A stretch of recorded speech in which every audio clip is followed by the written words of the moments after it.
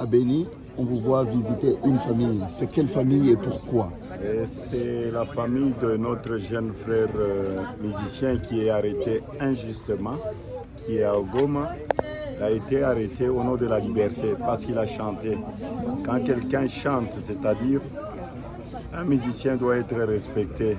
Ce qu'il était en train d'exprimer, c'était la souffrance du peuple congolais. On ne peut pas arrêter un musicien. Les gens parfois ils dansent sans savoir pourquoi ils dansent. Il faudrait suivre le message de chaque musicien. Quel était le message? Ce qu'il a dit là, c'était la réalité. Les gens continuent à mourir, les gens continuent à souffrir. Il n'y a pas d'eau, il n'y a pas d'électricité. Moi, je demande au gouvernement congolais de libérer ces jeunes hommes. C'est un musicien, c'est un artiste. On doit les libérer le plus vite possible. Il y a aussi des prisonniers politiques qui sont là, en prison.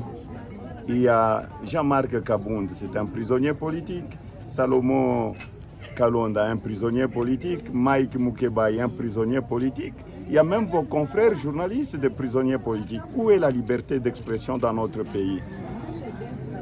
Où est la liberté d'expression? Donc pour moi, le plus important, c'est la libération de ces jeunes hommes. Tout ce qu'il a dit là, il a dit rien que la vérité. C'est au gouvernement, c'est un conseil qu'il a donné. C'est un conseil quand j'étais gouverneur. Il y a des gens qui chantaient aussi parfois contre mon gouvernement. Mais il fallait prendre ce qui était important pour corriger.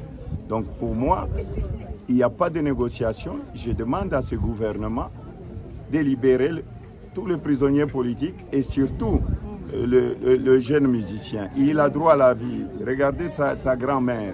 Ses parents ont été tués pendant la guerre. Il n'a pas de parents. Et maintenant, sa grand-mère qu'on est en train de torturer jour et nuit. C'est ce que nous cherchons dans ce pays. Merci beaucoup. Merci.